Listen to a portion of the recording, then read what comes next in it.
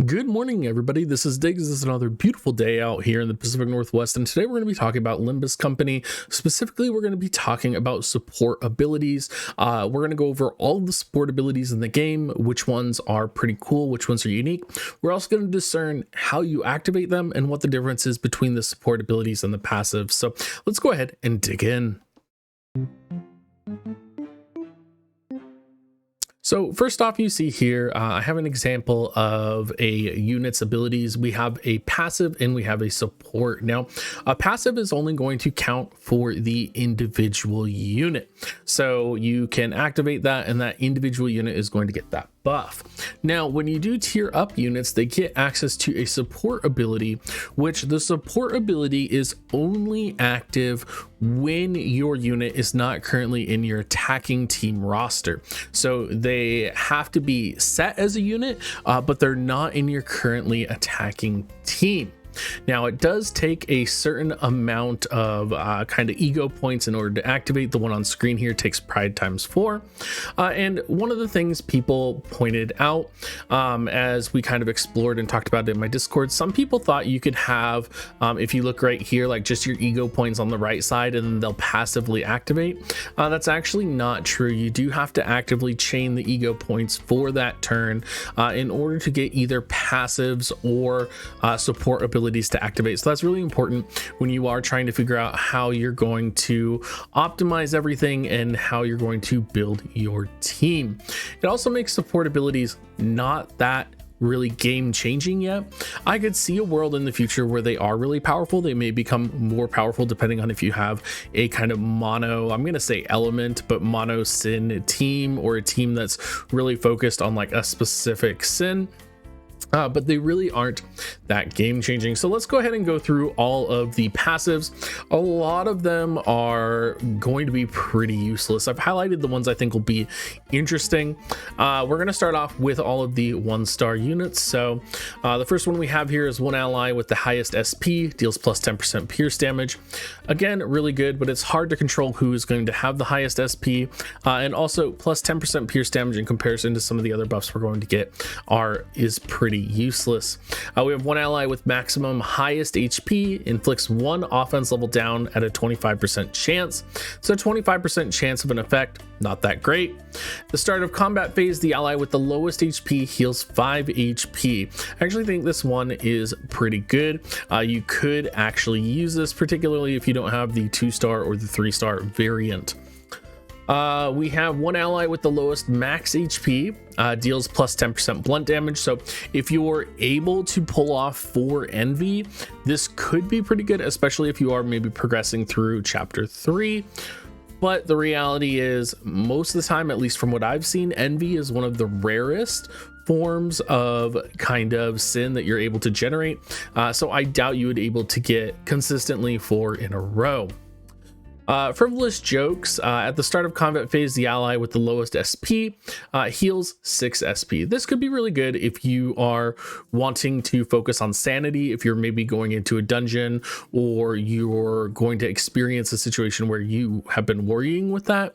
But I don't think it's the best ability.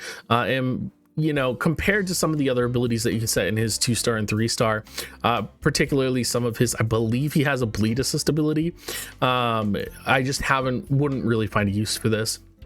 What I would find a use for, though, is the determination to survive here. So support ability, it only requires Wrath times 2 to activate. One ally with the lowest HP and less than 50% of max HP gains +1 clash power in a clash. I could see this being really powerful because, of course, if you're going to have a unit that's going to be having low HP, they are likely either a lower level, maybe their clash power isn't fully there, maybe they're not fully leveled up or awakened. So this could potentially help you and stop you from losing a unit that you want in your team, but maybe isn't the most powerful addition. The one thing I would say about this, though, is it's a very specific situation. And as we do kind of go into some of the defensive cards and some of the cards that help you specifically in clashes, you're going to want to kind of set up that defensive, like there's almost like support abilities that are really good for defense and some that are really good for offense here. Coming in, we have backup, which is one ally with the highest max HP takes 10% damage from attack skills. Sloth times 4, you're likely not going to be able to activate this. One ally with the highest HP deals plus 30% to damage to enemies with less than 0 SP. Military mindset, pretty good. I would say you could probably utilize this in situations, but most of the time if your opponents have less SP than you, or less than 0 SP, you're probably already winning. So it may not be like, it's almost just like a win more support ability, and of course you do have to have that sloth times 4 to activate. Gambler, this is another support ability which is pretty interesting. Wrath times 3, so it's going to be relatively easy to activate compared to a lot of the other support abilities.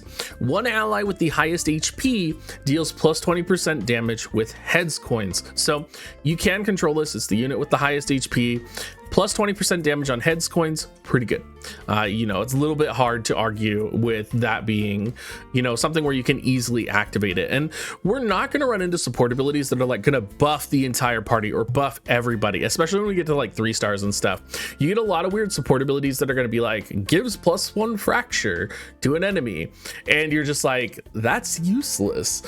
So you do want to look at things like the Gambler support ability and say, you know, this is pretty good. Unfortunately, I do usually include this unit in my formation with her 2-star or 3-star, so I will not be using her support ability anytime soon. Hustle, gluttony times 3. One ally with the lowest max HP deals and takes plus 20% damage. Now, there's another ability like this later on, which we'll talk about. I think anytime you get a direct damage increase, this could be really powerful. This could also be why one of your units potentially is taking more damage and you aren't aware of it. So if you have this unit set and you are just like taking more damage than you feel like you should be, keep that in mind. Conscience, one ally with the lowest SP gains 1 attack power up. You need pride times 3, and it's only on the turn after an ally is defeated, so pretty useless here. Information neutralization, heal 10 SP at the end of a turn for one ally with the lowest SP if they lost SP during the turn. So this could be really good. It only requires gloom times 3, and again, it's for those situations where we're going to be struggling with SP. And I haven't really encountered these situations yet, but I could see us in the future encountering them, and this may be something you want to keep in mind. Moving on to the 2 stars, we are going to run into more expensive support abilities and support abilities that are sometimes just not useful. A great example is this determined support ability here in the middle. One ally with the largest HP randomly gives 1 attack power up, 1 defense power up, or protection at the start of combat phase. This requires sloth times 5. The amount of other support abilities you could use or implement would give most likely a higher likelihood of activating, as well as kind of not take up this slot. So I do think you want to beware when you do see like sloth times 5. I almost wish, you know, these abilities were more powerful, the more you know, ego energy essentially that they take, because it feels like they should be. It feels like they should give a much more powerful advantage. Double tap. One ally with the highest SP deals plus 30% damage to enemies with less than 25% HP. Again, not terrible. Pride times 4, easily doable, but it's a win more card. You don't really need to have this set as a support ability. Toy is my foe. Gloom times 3. One ally with the highest SP deals plus 10% damage to enemies with lower SP. This is a really good support ability to set, assuming you can get the Gloom times 3. It is essentially just giving your highest SP unit damage plus 10%, because almost always in combat, I would say you are going to have higher SP than your opponent. Taking a look at Syndicate Patbach for how long? Is it Holong? Holong. Oh my god, I can't even remember all their names yet. But he is going to be one that you're going to have set quite a bit, because he is the highest on the tier list right now. He's going to require lust times 4. One ally with the highest speed inflicts +1 bleed. This is of course going to synergize with all of the bleed builds that are going on right now. The problem is you're going to have this unit set in your main team, especially if you're running a bleed team. So you're most likely never going to have this set in your support ability because this is essentially useless unless you are running a bleed composition. So it's just one of those things where you're like, yeah, it's good. It's useful, but you're always going to have this unit set right now because he's literally the meta. So you're just never going to actually be able to pull it off. By the manual, one ally with the lowest speed gains +2 guard skill final power, gluttony ×2. Really easy to activate. I like this ability. However, it's assuming that you're going to be guarding. So definitely, I don't do a ton of guarding, I would say. That could change. Sometimes I do.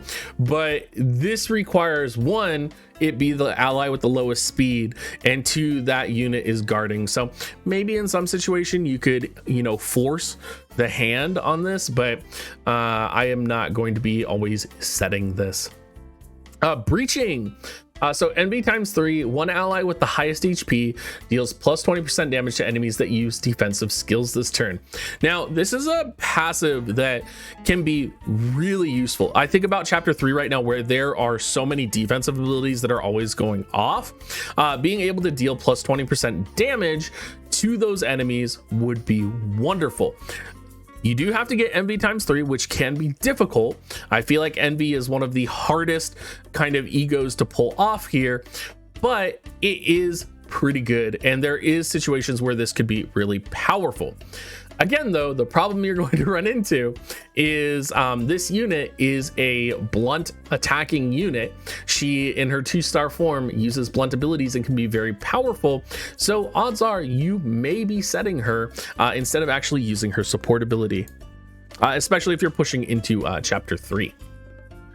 Rushing Heart. So this is going to be one ally with the lowest speed, deals +30% damage with the third and subsequent coins. Sloth ×3. Pretty good. I think this is also for Gregor, this is the only offensive option that he has in his support kit. The other support options that he has were heal like a unit at the end of the turn, and then they're like heal on a coin counter where you're successful for like the lowest HP unit. So if you're wanting to increase your offensive capability, this is definitely the way to go. It is with a unit with the slowest speed, and it is only on the third and subsequent coins. So you do need to keep that in mind. Friction Point, one ally with the lowest speed inflicts burn +1. Again, burn +1, bleed +1, fracture +1, they're kind of nice to have. Like Lust ×3 is super easy to pull off, but there has to be probably another better passive that you can set. Backing, I really like this because this is only taking Lust ×2 to activate. One ally with the lowest max HP gains +2 defensive skill final power. Again, though, it is a defensive skill, but if you are looking to lean on the defensive side, these could actually help you, and they are, especially with these defensive abilities, very easy to activate. Icebreaker, one ally with the lowest max HP inflicts +1 rupture. You're not going to do that. Analytical Eye, support gluttony ×4. One ally with the highest max HP gains +1 clash power in a clash. Very good, very useful. You do have to pull off gluttony ×4, but this is one of the few support abilities that are going to give a unit direct clash power up. Anytime you can get clash power, very good, very effective, very powerful. So I would definitely recommend setting this support ability no matter what. Divide in 2, one ally with the highest speed deals 10% slash damage. Wrath ×4, only one ally, has to be the highest speed, and it has to be slash damage. So lots of conditionals here to keep in mind. Self-neglect, Wrath ×3, one ally with the lowest HP deals and takes +20% damage. Again, I talked about this ability. The other passive or the other support ability that we had was for the unit with the highest HP, I believe it was. So this is going to be the unit with the lowest HP. I think both of these are really good. Plus, Wrath ×3 is easy to activate. Strife, one ally with the lowest HP gains +2 counter skill final power. Envy ×2, easy to activate, very powerful, but you have to be using a unit with counter. Radio comms, Envy times 3, one ally with the lowest max HP gains +1 charge. Again, not that powerful. Stubborn Endurance, Gloom times 3, one ally with the lowest HP takes -10% damage. Not that great. Would not use this. You know, only one unit, you know, when you could set like another, like like this one, like literally his 3-star form, Bloodied Hands here for Pride times 3, one ally with the lowest speed gains +1 final power for their last skill. That is significantly better. Looking at our 3 stars now, by the way, Bestow, one ally with the highest SP gains +1 poise count from skills. Poise, critical hits have not really become the meta as far as I've seen. Poise is nice, but it's not going to be very powerful, and this requires a Pride times 4 to activate. Again, probably not going to set this. We have Gregor with his 3-star version, which is the ally with the lowest HP, heals 5 HP after winning a clash. Again, ally with low HP, which is nice because it can change the ally that it's going to affect. However, requires a gluttony times 5. So if you are able to run kind of a gluttony team, you may be able to do this, and I can almost do this, and I have activated this ability multiple times. But will this save you? Will this make a huge difference? Hard to tell. Could be really good though in like Mirror Dungeon, for example. Dark Cloud Sword Technique, Gloom times 4, one ally with the lowest speed deals +10% slash damage. Again, Gloom times 4, lowest speed, +10% slash damage. 3 conditionals that are going to be really hard to guarantee, particularly with speed being random at kind of the beginning of battle royale, as random as it can be. Muscle in Charge. So Rio, one of the top SS units. Again, the problem is you're likely going to be setting this unit because she is literally meta, but her support, lust times 4, one ally with the highest speed inflicts +1 bleed.